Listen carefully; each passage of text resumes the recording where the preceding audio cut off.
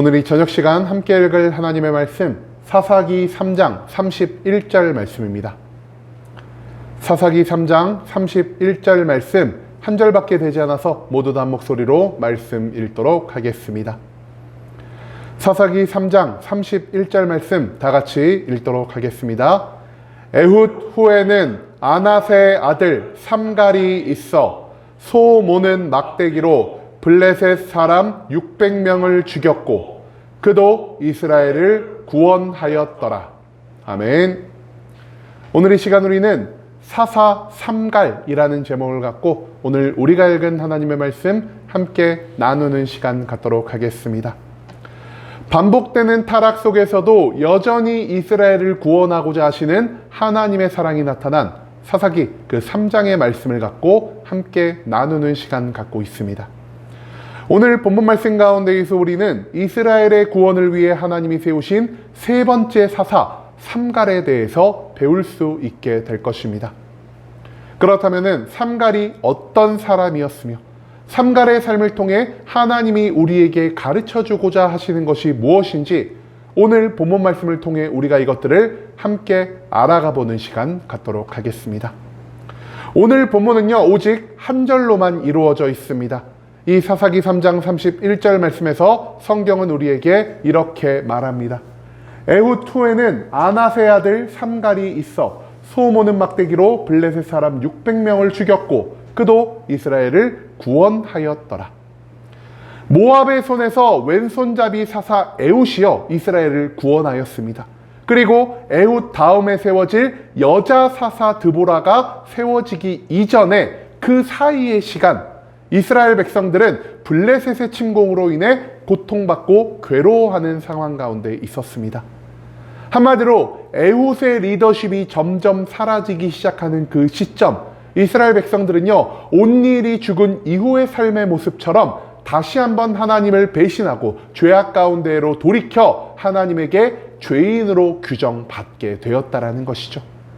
그리고 하나님은요 다시 죄악 가운데로 돌이킨 이스라엘 백성들을 돌이키기 위해 블레셋이라는 도구를 사용하여서 그들을 괴롭게 하였습니다. 그리고 이 블레셋의 고통과 괴로움 가운데에서 이스라엘 백성들이 다시 하나님께 회개하고 돌이키려는 마음을 받았을 때 하나님이 저들을 위해 세우신 자가 바로 이 세 번째 사사 삼갈이었다라는 것입니다. 그렇다면 이스라엘을 공격한 이 블레셋 어떤 민족이었을까요? 블레셋은요 처음부터 가나안의 정주에서 살아가는 민족 아니었습니다. 이 블레셋이란 민족은요 배를 타고 돌아다니다가 어느 순간부터 가나안 남서쪽 해안지대에 자리를 잡았고요. 그들은 이스라엘과는 달리 굉장히 호전적인 민족이었으며 다른 무엇보다 철기를 사용하는 전쟁 민족이었다라는 것입니다. 여러분 그런데 그 당시 이스라엘 어떤 무기를 사용했을까요? 이스라엘은요 철을 사용하지 못했고요 오직 청동기나 아니면은 돌을 깎아 만든 무기를 사용하던 민족이었다라는 것입니다. 그렇기 때문에 전쟁 수행 능력에 있어서 그리고 장비를 따지자면 이스라엘 백성들은 블레셋의 몇 수는 뒤질 수밖에 없었다라는 것이죠. 그리고 가나안 여러 이방 민족 중 하나로 사사기에 처음 등장한 이 블레셋이란 민족은요 이후 이스라엘이 멸망하기 전까지 계속해서 그들의 옆구리에 박힌 가시처럼 이스라엘 민족들을 괴롭게 한 대표적인 자들이었다라는 사실을 우리는 뒤에 이어진 성경의 말씀을 통해서도 찾아볼 수 있게 될 것입니다. 이처럼 강대한 전쟁 민족인 블레셋의 침공 앞에서 이스라엘 백성들은 무너져 내릴 수밖에 없었습니다. 무기도 저들이 가진 것에 비해서 성능이 부족했고요. 전쟁 기술도 저들에 비해서 뛰어나지 않던 이스라엘 백성들은 블레셋의 침공 가운데에서 패배하였고요. 그들의 약탈 가운데에서 괴로워하였습니다. 그리고 그들이 고통과 괴로움 가운데에서 결국 무엇을 바라보게 되었냐? 나 스스로의 죄를 인정하고 다시 한번 하나님을 바라보며 하나님께 구원을 요청하는 모습을 보이게 되었다라는 것입니다. 그리고 이들이 이처럼 하나님께 회개하고 돌이키려는 모습을 보였을 때 하나님은 삼갈이라는 사사를 세우셔서 이스라엘을 구원케 하고자 하실 계획을 세우셨다라는 것이죠. 그렇다면 하나님이 세우신 이 삼갈이란 사사 과연 어떤 사람이었을까요? 오늘 본문 말씀에서 삼갈은요, 오직 한 가지로 표현이 되고 있습니다. 삼갈은 아낫의 아들이었다라고 말입니다. 여러분, 삼갈이 아낫의 아들로만 표현되고 있다는 것은 무엇을 의미하는 것일까요? 이 삼갈이라는 사사가요, 애초부터 이스라엘 12지파에 소속된 자가 아니었다라는 것입니다.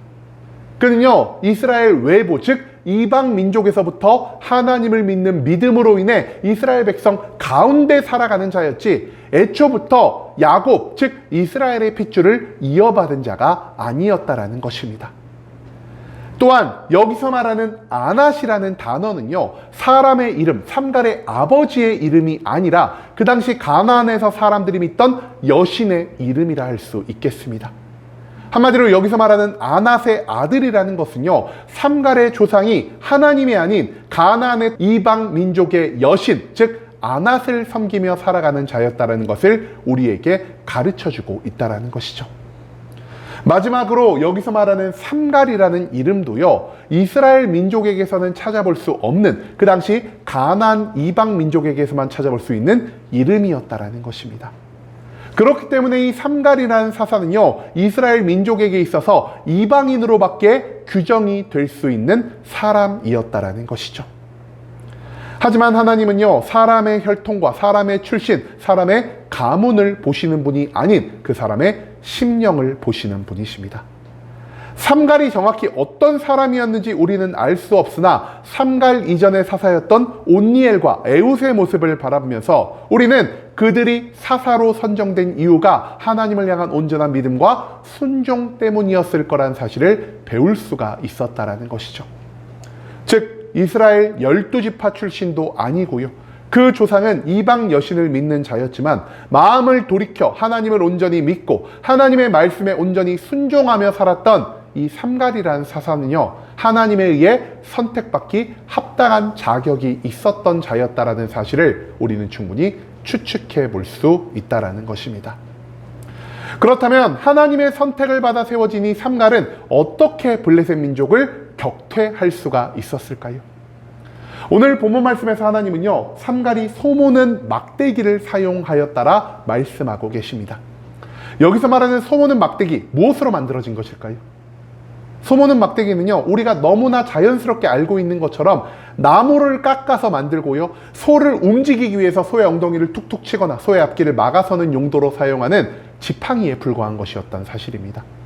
그런데 블레셋 민족이 어떤 무기를 사용하고 있다라고 말씀드렸죠?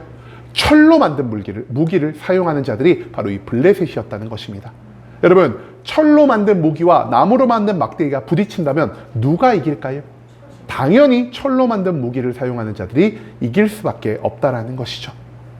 하지만 삼갈은요, 하나님이 주신 엄청난 능력을 통해서 다른 강력한 세상의 무기가 아닌 누구나 구했을 수 있는 나무 막대기 하나로 블레셋의 치하에서 이스라엘을 구원해내는 기적을 만들어냈다라는 것입니다.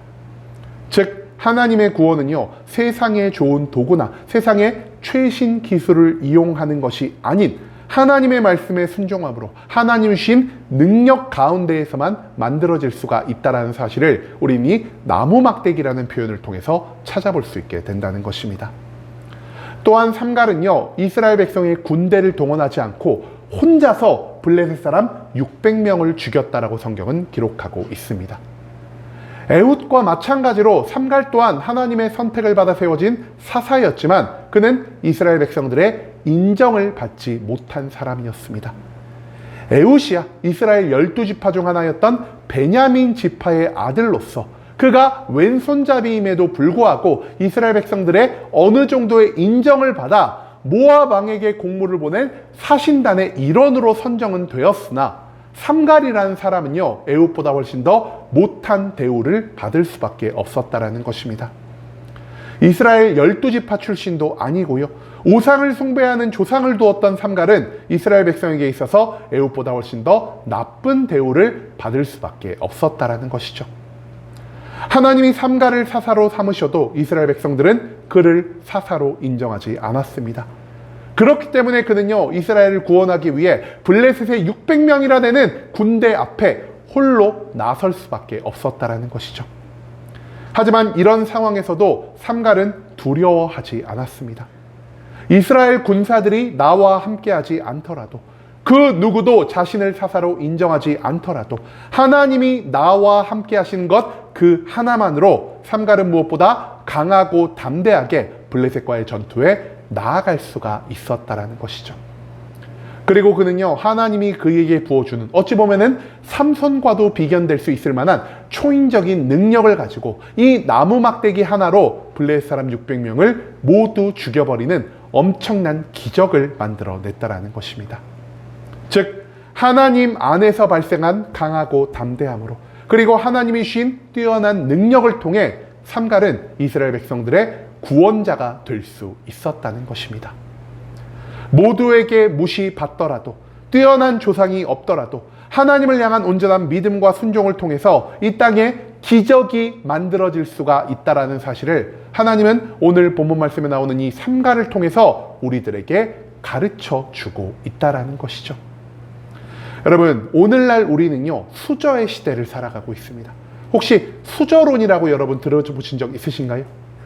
그죠? 수저론이 무엇이냐? 내 부모의 경제력에 따라서 나의 삶이 결정이 된다는 겁니다. 부모가 부자면 우리가 금수저를 물고 태어났다 그러고요. 부모가 평범한 사람이면 은수저, 부모가 지질이 못 사는 사람이면 흙수저를 가지고 태어났다라고 합니다. 그리고 우리는 내가 가지고 있는 수저의 분량에 따라서 내가 이 땅 가운데에서 이룰 수 있는 것에 한계가 주어진다라는 이러한 생각을 가지고 살아갈 때가 너무나 많다라는 것이죠. 그런데요, 이런 수저론이라는 생각이 세상 밖에만 존재하는 것이 아니라 이 교회 안에도 들어오기 시작했다는 것을 우리가 조금 주의 깊게 바라볼 필요가 있다는 것입니다. 요즘 교회 안에서도 어떤 일이 벌어지고 있습니까? 부자 성도, 그리고 세상 가운데에서 희귀한 확률을 뚫고 성공한 성도는요, 많은 일을 교회 안에서 감당하게 되고요, 그리고 많은 사람들에게 존경을 받게 된다는 것입니다. 하지만 부자가 아닌 가난한 사람이고요, 세상 가운데서 계속 실패만 하는 성도들, 교회 안에서 어떤 대접을 받습니까? 그가 오히려 교회 안에서 무시받고 멸시받을 때도 너무나 많다라는 것입니다. 하지만 하나님은요, 오늘 삼갈의 이야기를 통하여 우리의 이런 생각에 정면으로 반박하고 계신다라는 것입니다. 이스라엘 백성 가운데에서 자랑할 만한 지파도 없었고요, 부모도 없었고요, 환경도 없었고 능력도 없었던 삼갈은 오직 하나님을 믿는 믿음과 순종을 통해 하나님께 쓰임을 받아 놀라운 기적을 만들어낼 수 있었다라는 사실을 우리는 절대로 잊지 말아야 할 것입니다. 그가 하나님께 선택을 받았을 때 주변에 있는 모든 백성들을 그를 인정하지도 않았고 그를 따르지도 않았지만 삼갈은 세상의 시선과 세상의 편견을 두려워하지 않고 오직 하나님과 동행하며 하나님이 주신 능력을 통해서 이 땅 가운데 놀라운 사명을 성취할 수 있게 되었다라는 것입니다. 즉, 우리에게 있어서 중요한 것은요, 우리의 가문, 우리의 상황, 우리의 능력이 아닌 하나님을 향한 믿음과 세상의 시선을 신경 쓰지 않고 하나님 한 분만을 바라보는 우리의 온전한 믿음이라는 사실을 오늘 이 본문 말씀에서 하나님은 우리에게 선포하고 계신다라는 것이죠. 내가 세상 속에서 무시받더라도 하나님의 뜻대로 살아가며 내 자리에서 열심과 최선을 다할 때 하나님은 이런 부족한 나를 통해서도 이 땅 가운데 상상치도 못한 일을 이뤄가실 수 있다는 사실을 우리는 기억할 필요가 있다는 것입니다.